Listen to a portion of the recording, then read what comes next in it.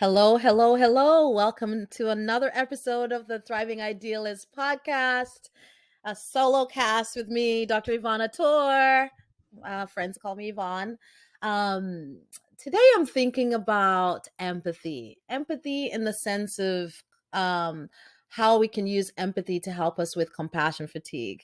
I believe that compassion fatigue is experienced by frontline workers and those of us who sacrifice to be of service, that compassion fatigue really is empathy fatigue, because compassion fatigue has to do with compassion. The word compassion means, to suffer with someone, and empathy has to do with being able to. There are five elements of empathy, but most times when people think about empathy, they think about being able to put yourself in someone else's shoes and feel what they're being able to feel what they're going through, but still having the boundaries around it. So when we think about empathy, I like to think about empathy in terms of the research by Dr. Theresa Wiseman. And according to Dr. Theresa Wiseman and Dr. Kristin Neff, empathy has five parts. This is combining the work of Dr. Kristin Neff and Dr. Theresa Wiseman, but five parts of empathy. The first part has to do with non-judgment, right? Being able to, when you're listening to someone, taking care of someone, being able to just be with it without judging it, right? Being able to sit with them. For example, like if you're taking care of a patient, or maybe you're serving the homeless, like if you're feeling, this this sense of like, oh, bless your heart, um and all of that, you're no longer in empathy. Now you're in sympathy. Like you're feeling sorry for that person. So being able to be empathetic, mean a part of that has to do with non-judgment. So non-judgment is a part of empathy. And so when you think about compassion fatigue, thinking, okay, is this a part that I struggle with? Do I judge the people that I'm serving? Right. And so if you are, being able to stay out of judgment might be helpful in terms of bringing you back uh, away from the compassion fatigue. Right. This is just one element. There are five parts of empathy. So I'll just list out the five parts of empathy first, and then we'll talk about how you can use that to help you boost your compassion fatigue and bring you back into compassion and empathy. So non-judgment is one of them. And then another part of empathy is being able to take perspective, which means can you put yourself in somebody else's shoes?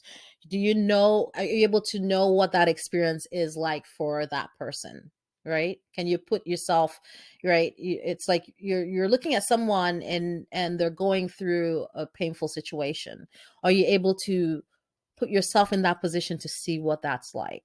Right? So that's taking perspective, right? Can you put yourself in somebody else's shoes? So we have non-judgment, and then we have taking perspective. A third part of empathy is being able to recognize emotion. Can you understand what emotion that person is experiencing, right? When you look at their faces, can you recognize that they're angry? Can you recognize that they're sad? Right? Can you understand the emotion that you're hearing, that they're sharing with you, or that they're expressing? Right? Can you check in, right, and ask questions about how this person's feeling? Right? Can you clarify and check in? And so being able to recognize and understand that emotion is a third part of empathy. Another part of empathy has to do with um, communicating emotion, right? Can you now use in your own words what you understand that emotion to be that they're expressing, right? So sometimes I'm talking to my kids, and a kid is angry, and I'm like, okay. Sometimes this is a hard part for me, because usually I can recognize emotion, but I don't always move my lips. I don't always communicate that, okay, here's what you're experiencing. So then I'm perceived as not being empathetic because I have not said anything, right? So being able to move your lips and say, hey, uh, how are you feeling? It seems like you're angry. Are you angry? And being able to use those words and communicate the emotion that you're witnessing, communicate your understanding of that emotion. I see you're sad, or are you sad? Right. It looks like, you're having a hard time. Are you sad? Are you angry? Are you frustrated? Right. Being able to communicate the emotion that you're recognizing and checking in, and making sure that you're actually on the right page with this person, on the same page as this person. And then the fifth part, which I actually consider to be like the first thing, the most important part, is mindfulness. Are you able to pay attention and recognize and pay attention to what is going on? Right? Are you fully present? Are you being with it and feeling it, um, instead of bypassing it? Right? So being able to be fully present with it, like, mindfulness, I like the definition of mindfulness is paying attention, right? Paying attention to what you're thinking, saying, and doing in the moment. Paying attention to what that person is doing and saying. Are you able to just be fully present without bypassing it, without explaining it away, without pushing it away? And being able to uh be mindful of your boundaries, right? Paying attention, making sure that you have boundaries around yourself, so that you're not, right? You can sit with someone in suffering, but you don't have to take it on and be stuck with them in the suffering. You have to be able to have boundaries so that you can be with someone in the suffering and hold space for them. A lot of us who are empaths, who say we're empaths, right? We're feelers. You know what that person's feeling. We think that being an empath means just like feeling for that person and going into that emotion and being there with them. And then that's it. Now we're now bleeding all over the person that we're supposed to be helping. Being an empath requires being a true empath, because if you're trying to help someone to love someone without boundaries, now you're codependent. So being a true empath requires that you have boundaries, and so are you able to hold space, like be with someone suffering without now bleeding all over them with all the feelings, right? Now it's all about you and not about the person that you're trying to help. Right. And so can we hold our boundaries? Boundaries just means like, being able to contain what's yours, right? Do you know where you start and where you end, and where that person starts and where that person ends? Like, you have to be able to have those boundaries. What's okay, what's not okay, what's acceptable, what's not acceptable around you, so that you can then fully be present. Right. And so you cannot really be empathetic if you're taking on that person's story as your own. Then you're no longer in empathy. So being able to be fully present with someone's pain. The empathy is the antidote to shame, and it's the heart of connection. So if you're really wanting to connect with someone, right, that empathy is really required, right? If you're not being boundaried in your empathy, now you're crying all over this person. Now that person's embarrassed and ashamed, and then they're having to take care of you, even though they're the ones that are suffering. Right. So now when we think about empathy in the sense of compassion fatigue, right? A lot of us who take care of others go through compassion fatigue, where suddenly you're like, whether you're irritated, you're like, oh my God, one more patient, or oh my God, one more kid I have to take care of, right? When you start feeling that way about the people that you're taking care of, then you're in that compassion fatigue, right? And so, and then we start to feel overwhelmed and all of that. So using the 5 elements of empathy can be really helpful, right? So if you're struggling with compassion fatigue, look at those 5 elements: the non-judgment, recognizing emotion, communicating emotion, taking perspective, and non-judgment, right? When you look at all of that, and mindfulness, when you look at all of that, can you pick one?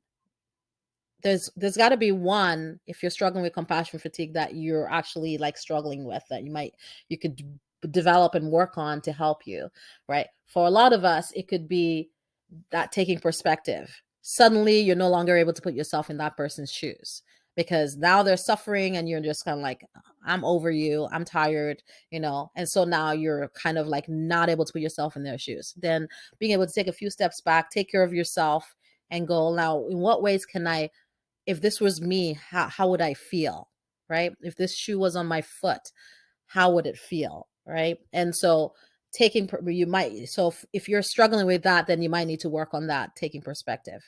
For some of us, it might just be that we're judging the people that, we're serving, going, oh my God, they're so stupid. Oh, I can't believe you're homeless again. And, you just need to work harder, pull yourself up by these bootstraps. If you're feeling any of that, with the people you're trying to help, you're no longer in empathy. You're going to hit compassion fatigue really fast. So look at that and see if that's the thing that you need to work on.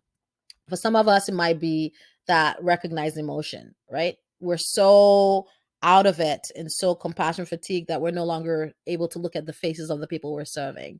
So being able to take a few steps back, again, take care of yourself, do what you need to do to take care of yourself, and go, can I look at this person's face and can I recognize what emotion this person's going through, and then communicate? Can I ask questions? Can I clarify? Can I really look at this person and see if I understand what emotions they're going through? Again, the mindfulness part. Can I be fully present, put away my phone and be fully present, right? For some of us, that mindfulness part might be the thing that's making us compassion fatigued, where it's like, we're not paying attention, we're on our phone all the time, so then like we don't care about the people that we're supposed to be caring for, right? We're compassion fatigued that way. Then that might be the thing that you need to focus on, the mindfulness part. Can I put away my phone? Can I put away the TV? Can I put away all the distractions, the internet, the social media? And can I be fully present? Can I put away all the other things that I need to get done and be fully present with this patient, fully present with this kid, fully present, so that I can then, right, I can then be the empathetic person that I want to be in this moment. So that is my kind of use of the 5 elements of empathy to help boost compassion fatigue when you're going through it. So yeah, that's a short riff. Just again off the top of my head, I have no notes. I'm just kind of like riffing. But if you have any questions or comments, leave in the comments below. Thank you so much for listening. And look out for the main Thriving Idealist podcast, which will be coming out soon. Some of the interviews that I've been doing, and I have some offerings coming up with my membership, my respite, where you get to learn a lot of these skills. I have workshops and I have coaching as well. If you want to do one-on-one coaching to help you with whether you're going through burnout or overwhelm or compassion fatigue or moral injury or whatever you're going through, anything that keeps you from doing the positive impact that you're here to do. If you need support with that, I am more than willing to support you. I hope that this has been helpful for you. Now go cultivate your light, and I'll see you next time. Take care. Bye.